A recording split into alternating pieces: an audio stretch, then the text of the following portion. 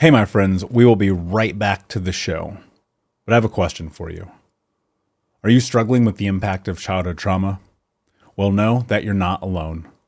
I'm here to let you know that I'm starting a brand new weekly coaching group that includes a year of life coaching, accountability, support, habit and goal setting, and more.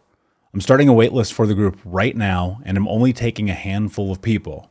And I'll let you know that through this personalized coaching, we'll work together to help you understand how your childhood trauma has shaped your beliefs, behaviors, emotions, and will help you create a roadmap for healing and growth. Right now, you can schedule an absolutely free coaching session with me and get put on the wait list if you go to thinkunbroken.com. My friends, it's your time to turn your trauma into triumph, breakdowns into breakthroughs, and become the hero of your own story. And I'm here to support you in doing that. Just go to thinkunbroken.com to register for a free coaching call with me and to get put on the wait list for the brand new weekly coaching program. We'll be right back to the show. But before we do, I want to tell you about today's sponsor, factormeals.com, where if you go to factormeals.com/unbroken50 and use the code unbroken50, you can get 50% off your first order. That's factormeals.com/unbroken50. If you're like me and you are a person who is busy trying to create a life, heal, work on their health, wealth, and relationships, and not to mention deal with the day-to-days of normal life, you do not have time to be going to the grocery store and trying to figure out what you're going to cook every single day of the week. In fact, one time I did the math and I realized I was spending over 15 hours a week at the grocery store and cooking. When I added Factor, I got to use that time for myself, for my family, for my friends, for my community, and for my business. And so if you're in the place where you need some more support in the kitchen, head to factormeals.com/unbroken50 and use the code unbroken50 to get 50% off. Hey, my friends, we will be right back to the show. But I have a question for you. Are you struggling with the impact of childhood trauma? Well, know that you're not alone. I'm here to let you know that I'm starting a brand new weekly coaching group that includes a year of life coaching, accountability, support, habit and goal setting, and more. I'm starting a waitlist for the group right now, and I'm only taking a handful of people. And I'll let you know that through this personalized coaching, we'll work together to help you understand how your childhood trauma has shaped your beliefs, behaviors, emotions, and will help you create a roadmap for healing and growth. Right now, you can schedule an absolutely free coaching session with me and get put on the wait list if you go to thinkunbroken.com. My friends, it's your time to turn your trauma into triumph, breakdowns into breakthroughs, and become the hero of your own story. And I'm here to support you in doing that. Just go to thinkunbroken.com to register for a free coaching call with me and to get put on the wait list for the brand new weekly coaching program. Hey, what's up, Unbroken Nation? Welcome to the Think Unbroken podcast. I'm your host, Michael Unbroken, and this podcast is about helping trauma survivors let go of the past, overcome their fear, discover their identity, become the hero of their own story, and ultimately to be unbroken. Our goal in company is to bring on guests and experts in the fields of mental, physical, and psychological health to help you overcome the past, to take back your power. And in this podcast, we are unedited and unfiltered, and we're going to give it to you real so that you can start to create massive change in your life. If you're curious about learning more outside the podcast, you can get a free copy of my book, Think Unbroken, at book.thinkunbroken.com. That's book.thinkunbroken.com, where you can get a copy of my #1 best-selling book, Think Unbroken: Understanding and Overcoming Childhood Trauma. The most important thing that you can ever do, my friends, is show up for yourself, and that's where you are today. And I appreciate you. I have massive gratitude for you. And without further ado, let's get into the show. Hey, what's up, Unbroken Nation? Hope that you're doing well wherever you are in the day. I am super excited to be back here with another episode with my guest, J.M. Ryerson, who is a mindset coach, host of Let's Go Win podcast, and author of the Amazon bestseller, Let's Go Win, The Keys to Living and Champions Daily Playbook. J.M., my friend, what is going on in your world today? Michael, what's up, my brother? Thanks for having me on the show. I'm excited to be here. Man, I am excited to have you. For those who don't know, if you can give us a little bit of background and tell us about how you got to where you are today. Yeah, man, it's this is the fourth company that I've been a part of, either building or being a part of, but this is the one that really gets me out of bed because I get to work with people and help them fulfill their potential. The company exists today literally to inspire people to live their best lives. That's why it was started. The whole book started with for my kids. And I just really enjoy working with people and seeing them do more than they think, because I try never to use the word hate. I try not to, but I do hate self-limiting beliefs. And the whole company is set up to hopefully eradicate and remove those for anybody that I particularly influence or have any piece of. So I'm a kid from Montana. I love to read. I love to write. I love to work with people. And so it's just been an awesome just a fun journey. And every single day I wake up, get out of bed, and I know that my mission will never be filled to have people live their best lives, because there's always stuff going on. So it just means every single day I got a lot of work to do.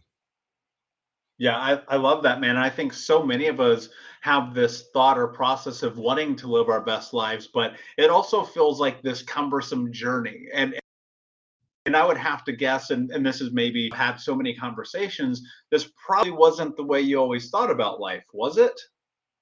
That you could No, live your brother. best I life? mean, yeah, it's always, we're always evolving. And so, no, I wish I thought this way when I was, my kid's age, because, it'd be interesting to see where I'd be today if I didn't have some of the junk that I had as a kid and as I got into my 20s and even my 30s. So, absolutely not. It's something that I continue to try and learn more and absorb. And there's so much out there to learn and unlearn.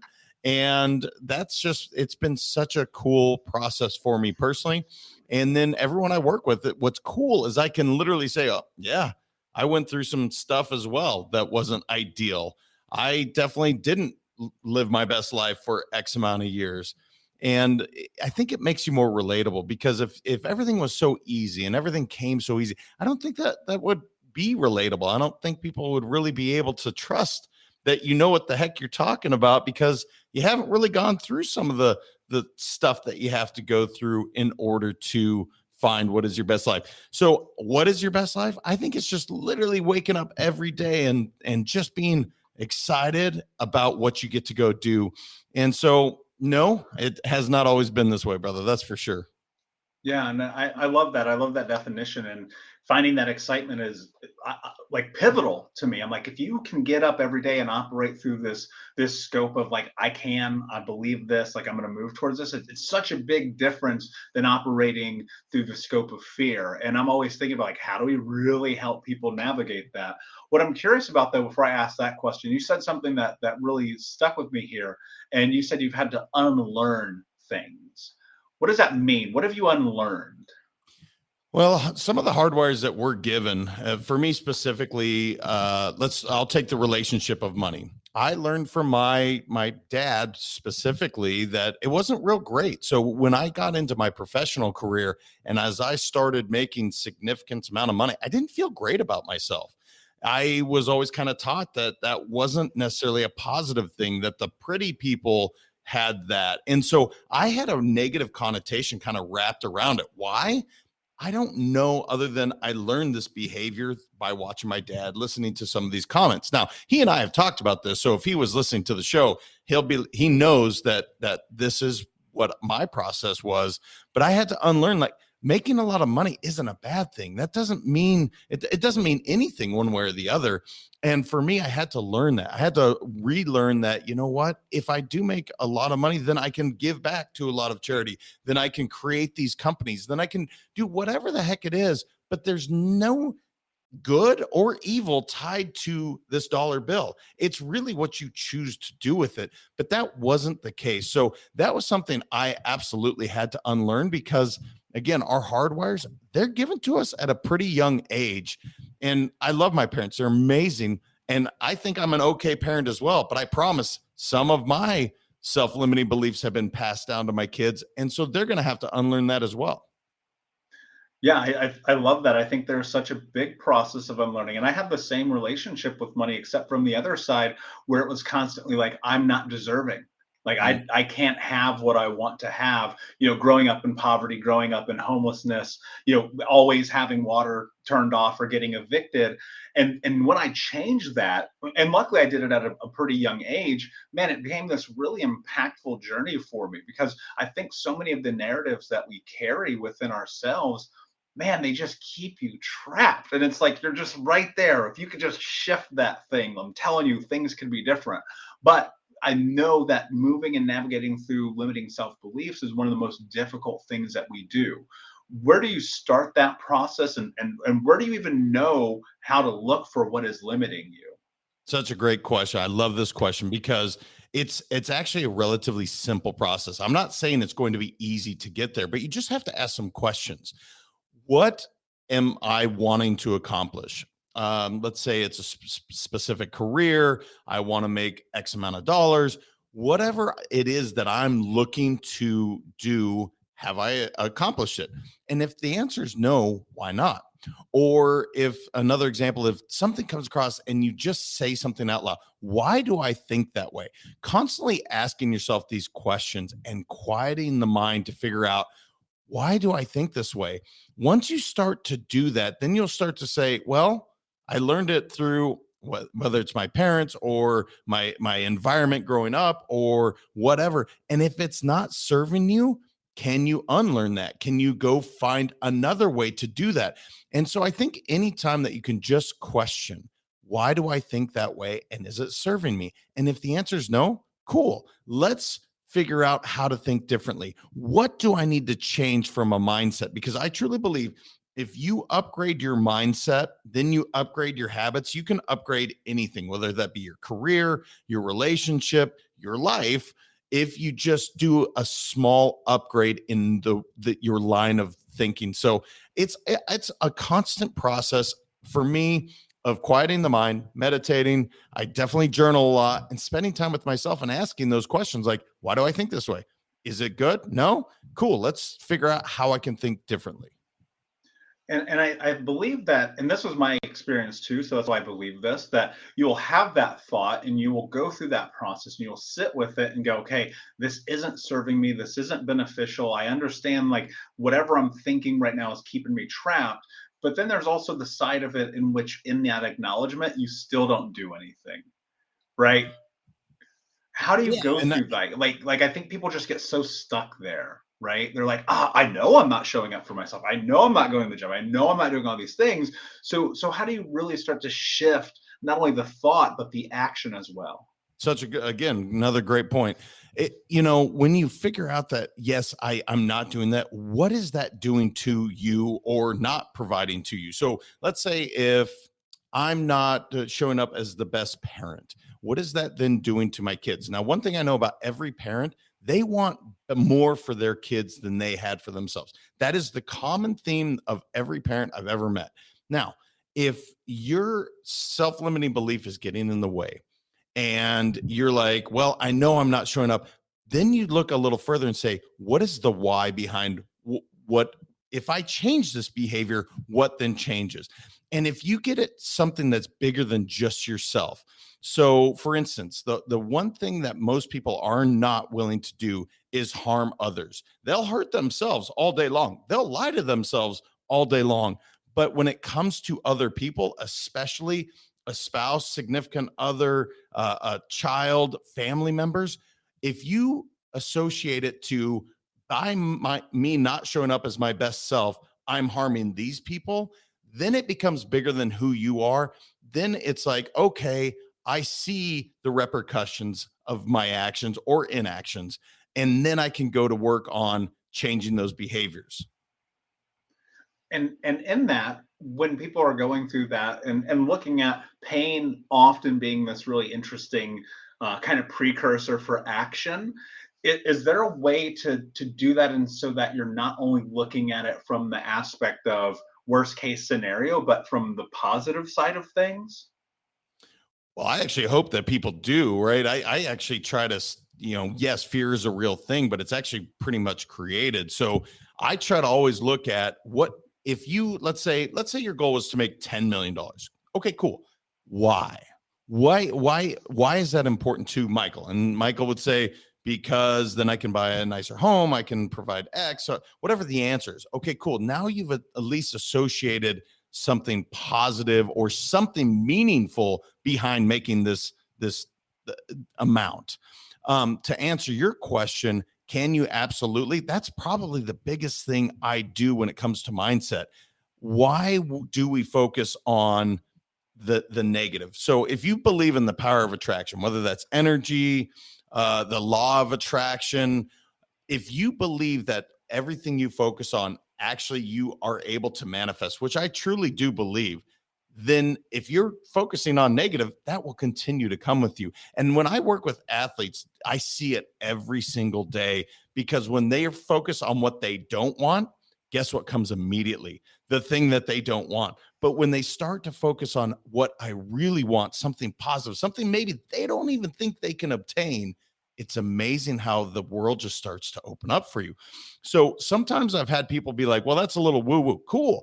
It could be, but guess what? If it works, do you care? No? Okay, cool. Are you willing to try? Yep. All right, let's give it a shot. So it's just amazing to me when you put it out there. And that's why I have every client I ever work with write down their goals. Then we verbalize it out to the world. And then we're willing to share it, because then the universe, God, energy, whatever you want to believe in, I really don't care what you call it, it starts to provide for you. So that's probably just one small shift that we can all make, is focusing on something positive rather than something that probably won't even happen unless you put it out into the world. Yeah, it's the old adage where attention goes, energy follows, and I've seen it play out in my life so many times where, sometimes I do stuff that's like literally I look at it, JM, I go, that's insane. Like I got Grant Cardone to invest $10,000 into my business. Like that's insane. Like nobody does that. People are normally giving Grant Cardone their money. You know what I mean? I've spoken on stage in front of 10,000 people. I've traveled the world and back again. I'm just a kid from the hood who was homeless, but I made a decision and I put it in the world, and I closed my eyes and I visualized it and I put it out there. And it's so funny to me when you sit down and you write your goals every day. And I've said this ad nauseum on this show, but hopefully people are really starting to understand it, that when you do that, your energy goes there, because it's that the center of your mind. It's where you go. But I think so many times in life, people are just so focused and consumed on winning and the result and wanting the end of it. They're just like, I just want that thing. But I don't know that winning is about the result. And I know you feel the same. Talk to me about why winning is a mindset and why that matters so much. Yeah, brother. I mean, winning 100% is all about the process. Talk to anybody that's ever succeeded to any level, whether it's in business or in sport. They will tell you it is the process. You can listen to Michael Jordan, Kobe Bryant, LeBron James. They all talk about the process. So to think about, okay, for them, it's the NBA championship. That's a big goal. That's a big thing to try and accomplish today. So why would you put your focus and energy on that? What you would break it down to is, okay, that might be the end result, but what I have to do today is I need to go work out X amount of time. I need to take care of my body. I need to, read. I need to work out, whatever it is. And you start to do that every single day. And then you fall in love with the process, because getting just a little bit better. And you've heard people say, I just want to get 1% better every single day. Just that goal alone, just by saying, you know what, I just want to get a little bit better today. What's amazing is whatever that end result is, it's going to be far more fulfilling if you just follow this process on a daily basis. So it is that trick that everyone does. And you mentioned Grant Cardone. Again, he is a guy that has pretty audacious goals, and he just goes to work, puts his head down, goes to work. And so it's one of those things, man. It's like, don't worry about what's down the line. And I have a saying that I use with all my clients: past is pain, future is anxiety, present is everything. Because I can't do anything about the past. That doesn't mean all my stuff in the past is negative. It just means that if I'm sitting today thinking about how great it was in the past, that's a negative. If I'm sitting there thinking about how great it's going to be in the future, well, Well, guess what? How good is my present moment today? So if you can trick your brain or yourself to every single day, just give 100% today, it starts to just be this domino effect. It's like, oh, today was an awesome day. Oh, the next day is an awesome day. And then when you keep just adding it up, it's like, holy cow, look what you can accomplish. But stop worrying about a year down the line, 3 months down the line, tomorrow. Be in the present and enjoy every moment, because that is the one certainty I do know. We don't know when our time is up, so you may as well get that everything out of every single moment. Just like I'm with you right now. I want to give you 100% of my attention. And then when I'm done with this, I will go give 100% to whatever my next project is. But right now, I'm going to give everything and receive everything back from you, and it's going to be amazing. Yeah, I love that. And I think practicing presence is a part. I almost think of it like going back, and I hate to use another, but it's true, to get proficient at shooting a jump shot, you got to shoot that jump shot 10,000 times. And I think that about being present, like, how are you spending your days? How are you spending your moments? Where's your thought? Because I feel like fear often only really shows up in my life when I'm focused on tomorrow. If I get in my head about tomorrow, it is just like, oh, every problem, every worst case scenario, every bad thing that could possibly happen is right there. And so I really think that you're spot on, like getting into this place of being more present in the moment. What do you think has been the most profound shift for you in that thought process that has allowed you to become more present? Was there something that hit home? Was there an experience that you had to that place where you're like, wait a second, this actually has efficacy to it?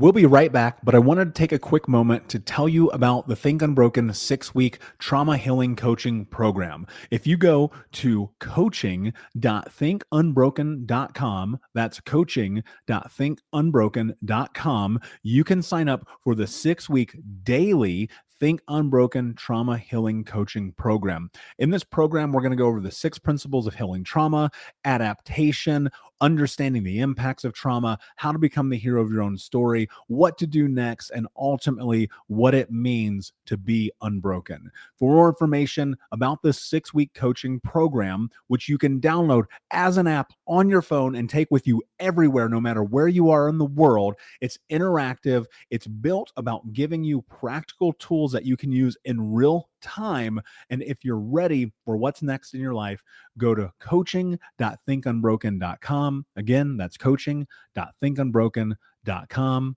Now let's get back to the show. Yeah, I don't know that I can point to a specific moment. Here's what I would say. We have the most remarkable imaginations. Now, that's really good, and it can be very negative as well. To your point, you can create something in your head about what if, and then you create this whole story before it's even happened, and you're already like sweating, worried about how this is going to go. How am I going to show up? What if they say none of that's even happened? And you'll see how much energy you spend and just mental, like you're exhausted by the time you even get to the event. And it's like, most of the time, it doesn't go anywhere near what you thought. And so after a while, what I realized is I don't know what that person's thinking. I don't know what this event's going to be like. I don't know. So why spend any amount of energy on that? Now, that was when I think my aha moment was like, you don't know. Don't be so narcissistic or egotistical to think that you know how this is going to play out. I have no idea. I don't know what Michael's going to say next. I don't know. I don't have that power, and I don't want it. I want to live in this moment because it's so fulfilling. You're going to say something and it's going to take me down a totally different path. And I want to hear what you're going to say rather than thinking about, oh, I got to say this or I have to say that. Forget all that. I'm going to give 100% to this. And in this moment, it's this interview. And does that mean don't prepare? No, I want to look my best and I want to, show up as best I can. But I'm not going to worry about it because I know that I'm going to give my best. And that goes back to your point. Like Grant Cardone gave you 10 grand to your business. That's because you're doing some amazing things with this world. More people will give you money because you are providing a service. You're providing a value to this world. People see value in that. So it's not crazy. And I know you know that, but it's just, that's the way, if you can just shift it and say, you don't know what the value is of someone else. You don't know what they think your value is. So stop trying to think that you do. Yeah, yeah, and I also believe that like there is a sense of freedom, and I don't know if you would agree with this or not. So I'm really curious. I found there's a sense of freedom when I just let go. When I Mm. let go of just trying to control every damn thing, when I let go of trying to make sure the future is exactly what I want it to be. And look, whether it's winning Grant Cardone or the stages I've been on or the podcast or anything, I'm just like, I try to visualize it. I move towards it as best that I can. I think I try to cover every box possible. But in the moment, like I just let go of control. And that has brought freedom in my life. Is that similar Well, even experience for saying that, you? yeah, dude. I mean, even you saying that, you can almost feel that weight just come off. Here's what I would tell you. In my professional career, I'm working on now my fourth 5-year goal. No, fifth. My goodness, fifth. Oh man, I'm aging. But my fifth go around of 5-year goals. I have not one time been even remotely close to what I thought I was going to accomplish in 5 years. And my point in saying that is, cool, put out your goal, but then put it there, you write it down, and it's out there, but then just go to work. And guess what? I've surpassed those 5-year goals each and every time. I'm not saying that to be a braggart. That's not my point. My point is, I don't know what's going to happen. I don't know that the world's going to shift, change, evolve. Actually, I do know it's going to change. So trying to predict the future is kind of a fruitless endeavor. If you just give 100% to everything that you can, every single moment with your kids, with your wife, with your business, then you can look in the mirror, win or loss, and you can say, I gave it my best. And that is a freeing feeling to not try and control everything, but just say, I can control two things. I can control my attitude and I can control my effort. How was mine today? And if you can say, I gave my best attitude, my best effort, and I still got my butt kicked, that's okay. I have tomorrow to do it again. So it is a freeing feeling, man. And that's it is such a good feeling to have. Yeah, and I agree with you. Give it what you can today because like tomorrow's not promised. And those decisions that you have to make, those choices you have to make, the things that keep you up at night, like yes, it's difficult. I don't think anyone will ever argue the fact that it's difficult. But the only way you create massive change in your life is well by creating change in your life. And you can only do that through the actions that you have right now. Because tomorrow's not promised and 5 seconds ago was. I'm really curious, Jam. A lot of people listening to this show are parents. A lot of them have children. A lot of them are in this place, much like you, where we are trying to navigate the world, living in a world that is the currency being fear, probably more so than anything else in the history of society.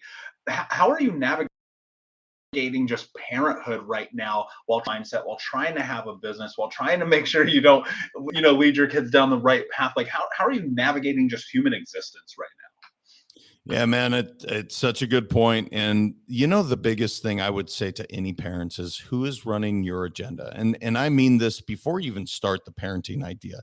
So is it the news? Is it social media? Who's running your mindset on a daily basis? Because so often we just wake up and our habit is pick up our cell phone or turn on the TV and see the news.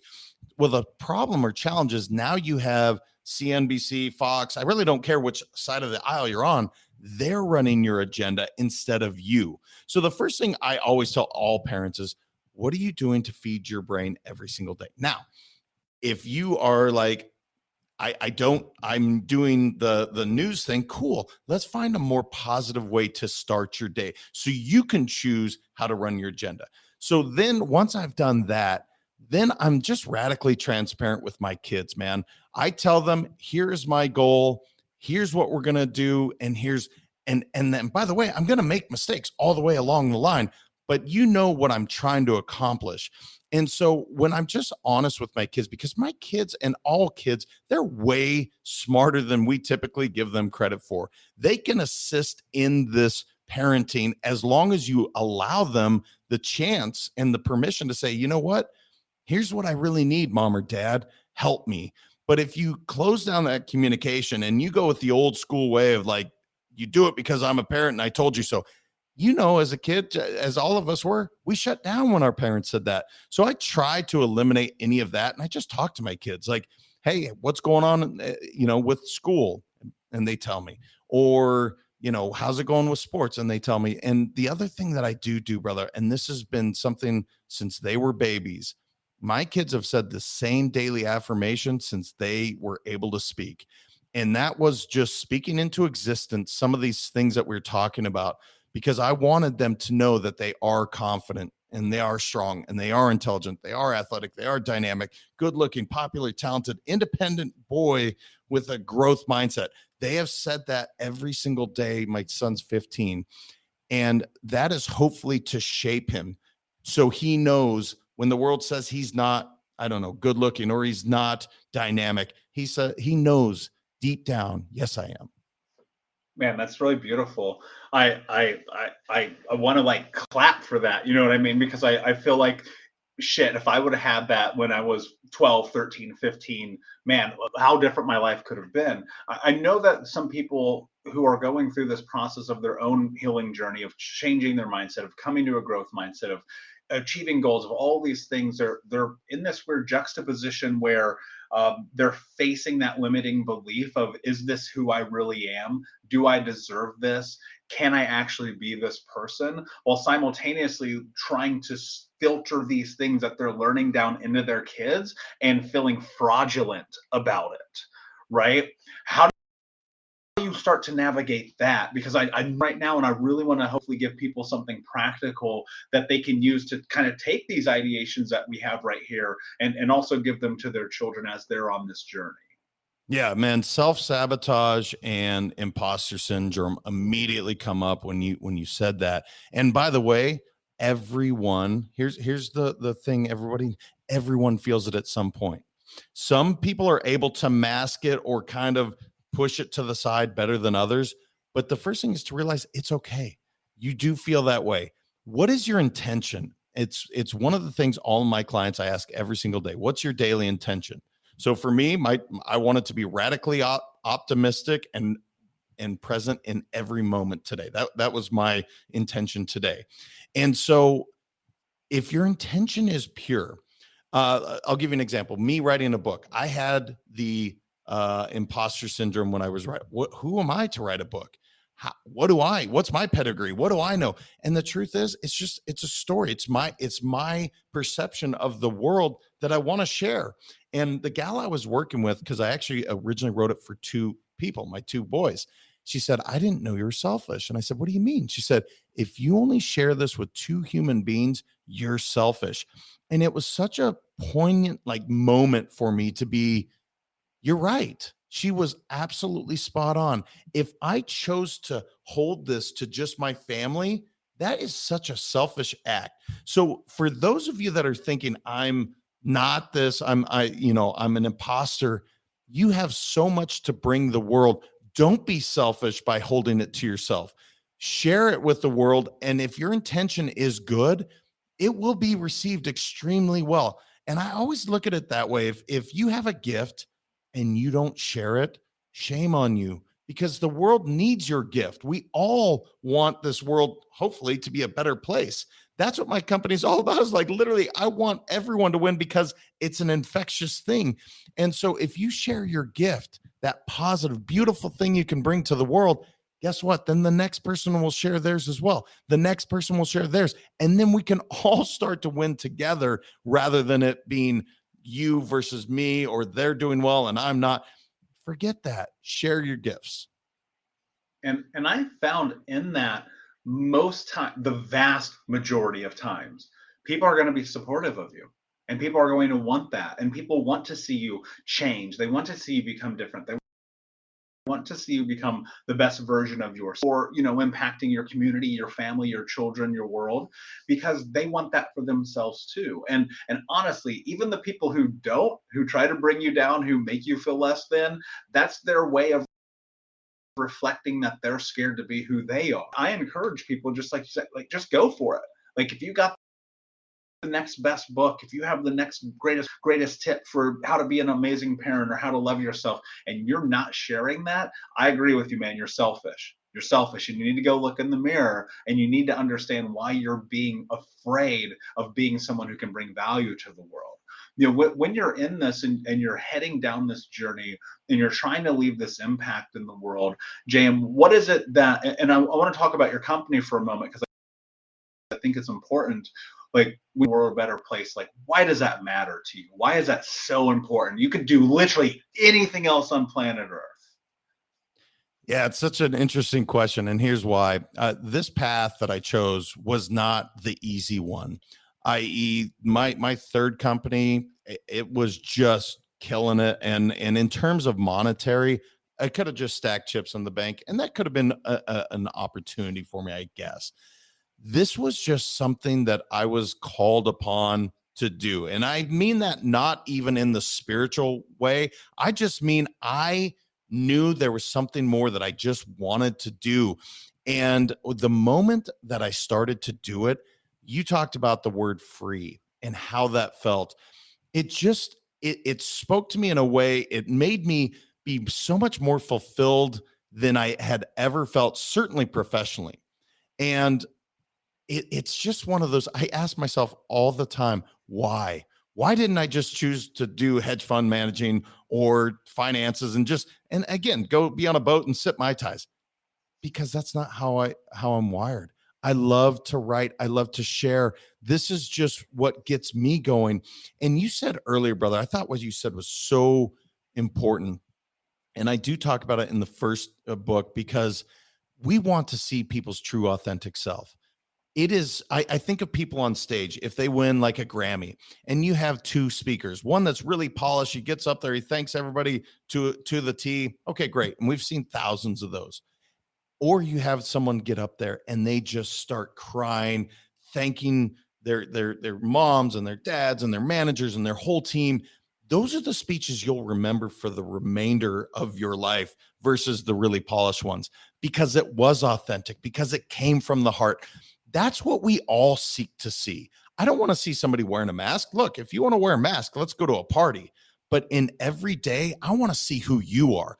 I want to see what you're really all about, not necessarily the polished version, but rather what really moves you. And for me, brother, this company just does it.